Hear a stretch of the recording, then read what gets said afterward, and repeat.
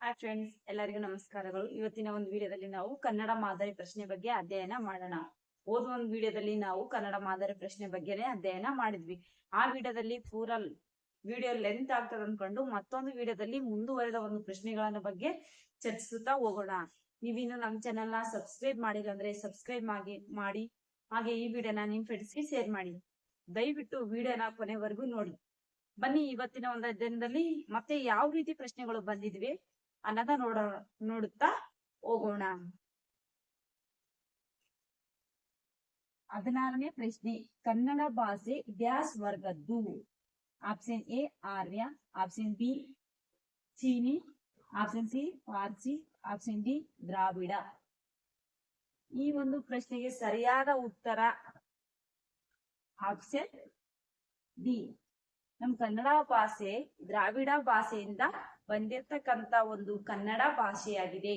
ಇನ್ನು 17ನೇ ಪ್ರಶ್ನೆ, ಶಿವಶರಣರು ರಚಿಸಿದ್ದು? ಆಪ್ಷನ್ ಎ ಗೀತೆಗಳು, ಆಪ್ಷನ್ ಬಿ ವಚನಗಳು, ಆಪ್ಷನ್ ಸಿ ಸುಳಾದಿಗಳು, ಆಪ್ಷನ್ ಡಿ ಹಳೆಗನ್ನಡ. ನೋಡಿ ಫ್ರೆಂಡ್ಸ್, ನಾನು ಓದುವ ಒಂದು ವಿಡಿಯೋದಲ್ಲಿ ಅದು ಯಾವ್ದ್ರ ಬಗ್ಗೆ ಬಂದಿತ್ತಪ್ಪ ಅಂದ್ರೆ ದಾಸರು ರಚಿಸಿರ್ತಕ್ಕಂತ ಒಂದು ಕೃತಿಗಳ ಬಗ್ಗೆ ಕೇಳಿದ್ರು. ಇನ್ನು ಶರಣರು ಏನ್ ರಚಿಸಿದ್ದಾರೆ ಅಂದ್ರೆ ಆ ವಿಡಿಯೋದಲ್ಲಿ ನಾನು ಅಂದ್ರೆ ವಚನಗಳು ಯಾರು ರಚಿಸ್ಯಾರ, ಅದು ಯಾರು ರಚಿಸ್ಯಾರಂದು ಕೂಡ ನಾನು ಹೇಳ್ತೀನಿ. ಈ ಒಂದು ವಿಡಿಯೋದಲ್ಲಿ ಇದು ಶಿವಶರಣರು ರಚಿಸಿದ್ದ ಒಂದು ಗೀತೆಗಳು ಅಥವಾ ವಚನಗಳು ಅಥವಾ ಸುಳಾದಿಗಳು ಯಾವುದು ಒಂದು ಶಿವಶರಣರಾಗಿತ್ತಪ್ಪ ಅಂದ್ರೆ ಆಪ್ಷನ್ ಬಿ ವಚನಗಳು ಶಿವಶರಣರು ರಚಿಸಿದ್ದಾರೆ. ಅಂದ್ರೆ ವಚನಕಾರರು ಬಹಳಷ್ಟು ಜನ ಇದ್ದಾರೆ. ಯಾರಪ್ಪ ಅಂದ್ರೆ ಅಕ್ಕಮಹಾದೇವಿ, ಗುಹೇಶ್ವರ, ಮತ್ತ ಇನ್ನು ಅನೇಕ ಜನ ವ್ಯಕ್ತಿಗಳು ವಚನಕಾರರು ಇದ್ದಾರೆ. ಇನ್ನು 18ನೇ ಪ್ರಶ್ನೆ, ಕನ್ನಡವೆಂದರೆ ಡ್ಯಾಶ್? ಆಪ್ಷನ್ ಎ ಕವಿಯಂತೆ, ಆಪ್ಷನ್ ಬಿ ಹಾಲಿನಂತೆ, ಆಪ್ಷನ್ ಸಿ ಬೆಲ್ಲರಂತೆ, ಆಪ್ಷನ್ ಡಿ ಜೇನಿನಂತೆ.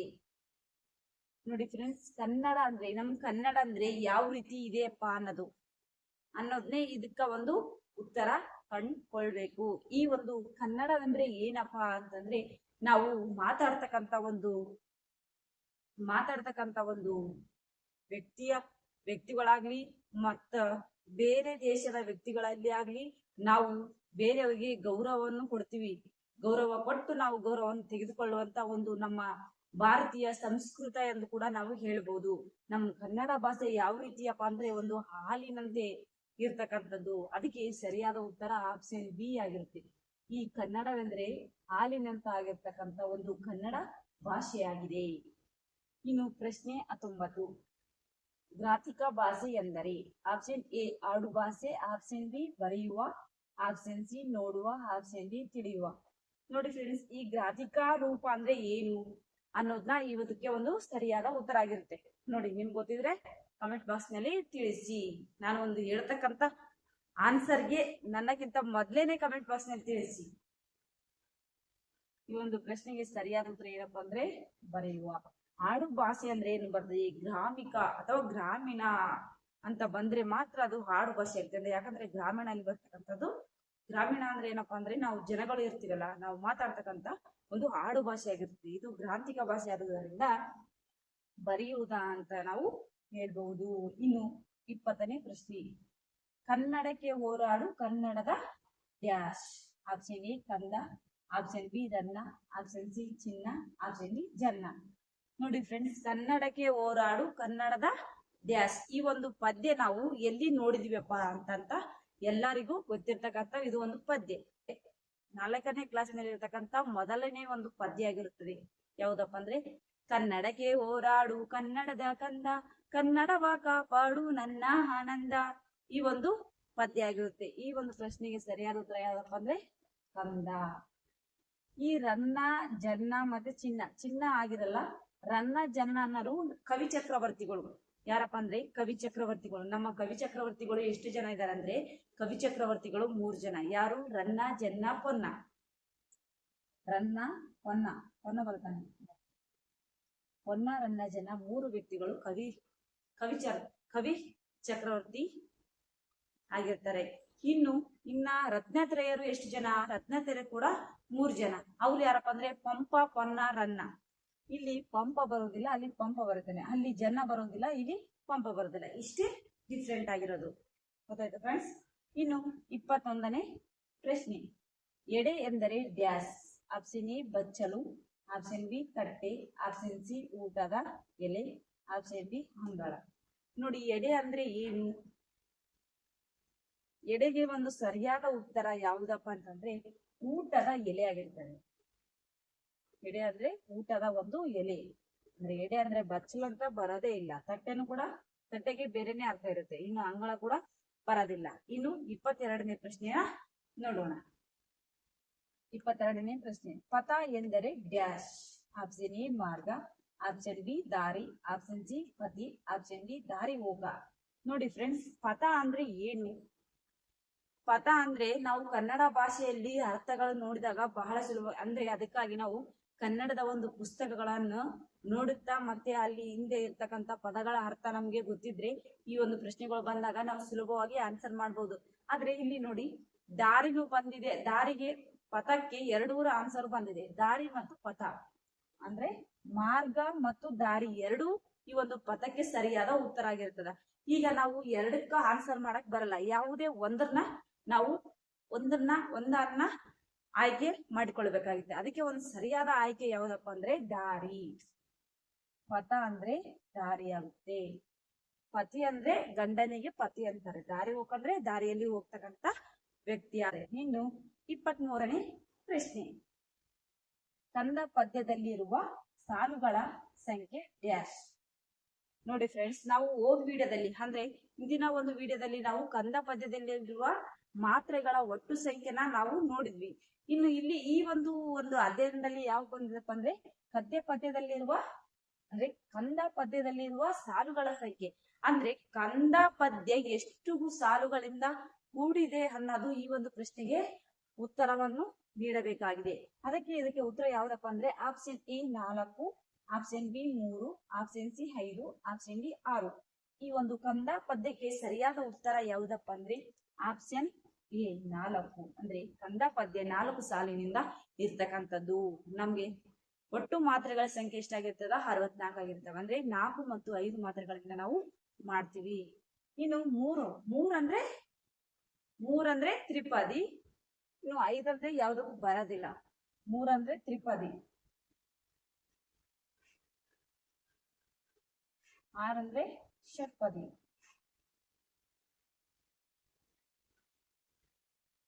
6 ಅಂದ್ರೆ ಷಟ್ಪದಿ. ಅಂದ್ರೆ 6 ಸಾಲಿನಿಂದ ಕೂಡಿರ್ತಕ್ಕಂಥಕ್ಕೆ ನಾವು ಷಟ್ಪದಿ ಅಂತ ಕರಿತೀವಿ. ಇನ್ನು 3 ಕಡೆಯಿಂದ ಕೂಡಿರುವುದರಿಂದ ತ್ರಿಪದಿ ಎಂದು ಕರಿತೀವಿ. ಇದು ಇಷ್ಟು. ಯಾವುದೇ ಒಂದು ಬಂದಾಗ ಷಟ್ಪದಿ ಬರ್ಲಿ, ತ್ರಿಪದಿ ಬರ್ಲಿ, ಮತ್ತೆ 4 ಬರ್ಲಿ, ಯಾವುದನ್ನು ಕೇಳ್ಬಹುದು. ಈಗ ಕಂದ ಪದ್ಯದಲ್ಲಿರುವ ಸಾಲುಗಳ ಸಂಖ್ಯೆ ಎಷ್ಟು? 4 ಆಗಿರ್ತದೆ.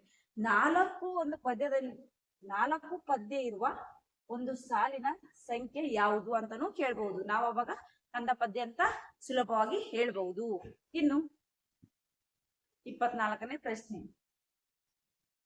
ರಸಿಕನಾಡಿದ ಮಾತು ಡ್ಯಾಸ್ ಉದಯಿಸಿ ಬಂದಂತೆ. Option A Surya, option B Shashi, option C ನಕ್ಷತ್ರ, ಆಪ್ಷನ್ ಬಿ ನೋಡಿ, ರಸಿಕನಾಡಿದ ಮಾತು ಡ್ಯಾಸ್ ಉದಯಿಸಿ ಬಂದಂತೆ ಅಂದ್ರೆ ಈ ಒಂದು ಪ್ರಶ್ನೆಗೆ ಸರಿಯಾದ ಉತ್ತರ ಯಾವ್ದಪ್ಪ ಅಂದ್ರೆ ಶಶಿ. ಇನ್ನು 25ನೇ ಪ್ರಶ್ನೆ. ವೇದಗಳು ರಚನವಾಗಿರುವ ಭಾಷೆ dash. Option A Sanskrit, option B ಹಳೆಗನ್ನಡ, ಆಪ್ಷನ್ ಸಿ ಅರಬ್ಬಿ, ಆಪ್ಷನ್ ಡಿ ದ್ರಾವಿಡ. ಯಾವುದು? Option A Sanskrit, option B ಹಳೆಗನ್ನಡ, ಆಪ್ಷನ್ ಸಿ ಅರಬ್ಬಿ, ಆಪ್ಷನ್ ಡಿ ದ್ರಾವಿಡ. ನೋಡಿ ಫ್ರೆಂಡ್ಸ್, ವೇದಗಳು ರಚನವಾಗಿರುವ ಭಾಷೆ ಯಾವ್ದಪ್ಪ ಅಂದ್ರೆ ವೇದಗಳು ರಚಿತವಾಗಿರುವ ಭಾಷೆ ಅಂದ್ರೆ ಸಂಸ್ಕೃತ ಭಾಷೆ. ಅಂದ್ರೆ ವೇದಗಳು ಸಂಸ್ಕೃತ ಭಾಷೆಯಿಂದ ರಚನೆ ಆಗಿರ್ತಕ್ಕಂಥವು. ಇನ್ನು ಹಳೆಗನ್ನಡ ಅಂದ್ರೆ ಕನ್ನಡ. ಅಂದ್ರೆ ಹಳೆಗನ್ನಡ ವ್ಯಾಕರಣ ಪ್ರಖ್ಯಾತದ ಒಂದು ಕೃತಿಯಾಗಿದೆ. ಅದನ್ನ ರಚಿಸಿರ್ತಕ್ಕಂಥ ವ್ಯಕ್ತಿ ಯಾರಪ್ಪ ಅಂದ್ರೆ ಕೇಶಿರಾಜ. ಅದು ಅವರ ಒಂದು ಕೃತಿ ಯಾವ್ದಂದ್ರೆ ಶಬ್ದಮಣಿ ದರ್ಪಣ ಅವರ ಒಂದು ಕೇಶಿರಾಜರ ಕೃತಿಯಾಗಿರುತ್ತೆ. ಇನ್ನು ದ್ರಾವಿಡ ಅಂದ್ರೆ ಅವಾಗ್ಲೇ ನಾವು ನೋಡಿದ್ವಿ, ಕನ್ನಡ ಭಾಷೆ ವರ್ಗಕ್ಕೂ ಸೇರಿದಂತ ಒಂದು ದ್ರಾವಿಡ ಭಾಷೆ. ಅರಬಿ ಅಂದ್ರೆ ಒಂದು ಅರಬಿ ಅಂತಕ್ಕಂತ ಒಂದು ಭಾಷೆ. ಇನ್ನು 26ನೇ ಪ್ರಶ್ನೆ, ನೋಡಲಿ ಡ್ಯಾಶ್ ಎಂಬುದರ ಧಾತು ರೂಪ. ಆಪ್ಷನ್ ಎ ನೋಡುವನು, ಆಪ್ಷನ್ ಬಿ ನೋಡು, ಆಪ್ಷನ್ ಸಿ ನೋಡುತ್ತಾನೆ, ಆಪ್ಷನ್ ಡಿ ನೋಡಿದ. ಈ ನೋಡಲಿ ಎಂಬುದರ ಧಾತು ರೂಪ ಯಾವುದಪ್ಪ ಸರಿಯಾದ ಉತ್ತರ ಅಂದ್ರೆ, ನೋಡಲಿ ಒಂದು ಧಾತು ರೂಪ ಯಾವುದಂದ್ರೆ ನೋಡು. ಇನ್ನು ನೋಡುವನು, ಇನ್ನು ನೋಡುತ್ತಾನೆ ಅಂದ್ರೆ ವರ್ತಮಾನಕ್ಕೆ ಒಂದು ಉದಾಹರಣೆ ಕೂಡ ಆಗ್ತದೆ. ನೋಡಿದ ಅಂದ್ರೆ ಅದು ಯಾವ್ದಪ್ಪ ಅಂದ್ರೆ ಸರಿ, ಇದು ನೋಡುವನು ಅಂದ್ರೆ ಭವಿಷ್ಯತ್ ಕಾಲ, ನೋಡಿದ ಅಂದ್ರೆ ಭೂತಕಾಲ. ಇನ್ನು 27ನೇ ಪ್ರಶ್ನೆ, ಭಿಕ್ಷು ಇದರ ತದ್ಭವ ರೂಪ. ಆಪ್ಷನ್ ಎ ಭಿಕ್ಷಾ, ಆಪ್ಷನ್ ಬಿ ಬಿಕ್ಕಿ, ಆಪ್ಷನ್ ಸಿ ಬಿಕ್ಕು, ಆಪ್ಷನ್ ಡಿ ಪಿಕ್ಕ. ನೋಡಿ ಫ್ರೆಂಡ್ಸ್, ಇದಕ್ಕೆ ಒಂದು ಸರಿಯಾದ ಉತ್ತರ ಆಪ್ಷನ್ ಸಿ ಆಗಿರುತ್ತೆ. ಭಿಕ್ಷು ಪದದ ತತ್ಸಮ ರೂಪ ಭಿಕ್ಕು ಈ ಒಂದು ಪ್ರಶ್ನೆಗೆ ಸರಿಯಾದ ಉತ್ತರ. ಅದಕ್ಕೆ ನಾವು ತತ್ಸಮ ತದ್ಭವಗಳ ಬಗ್ಗೆ ಸ್ವಲ್ಪ ನಾವು ನೋಡ್ಬೇಕು. ತತ್ಸಮ ತದ್ಭವ ಮೇಲೆ 2-3 ಕ್ವಶನ್ ಕಂಪಲ್ಸರಿ ಬಂದೇ ಬರುತ್ತೆ ಕನ್ನಡ ವ್ಯಾಕರಣ ಕಡ್ಡಾಯ ಪರೀಕ್ಷೆಗೆ. ಇನ್ನು 28ನೇ ಪ್ರಶ್ನೆ, ಅಲ್ಮಿಡಿ ಶಾಸನ ದೊರಕಿದ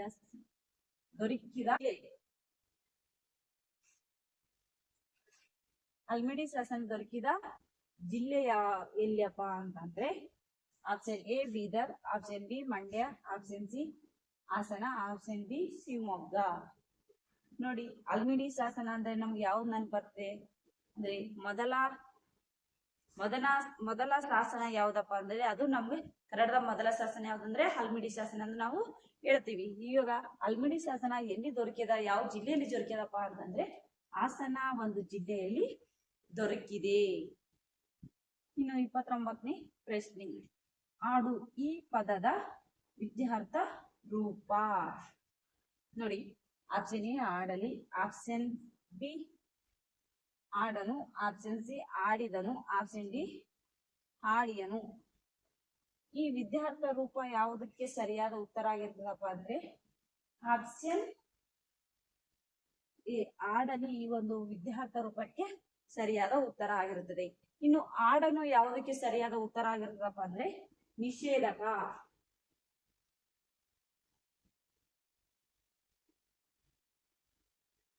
ಇನ್ನು ಹಾಡಿದನು ಯಾವ್ದಕ್ಕೆ ಸರಿಯಾದ, ಇದಕ್ಕೊಂದು ಹಾಡಿದನಕ್ಕೆ ಏನಂತಾರಪ್ಪ ಅಂದ್ರೆ ವಿಧಿ ರೂಪ ಎಂದು ಕರೀತಾರೆ. ವಿಧಿ ರೂಪ.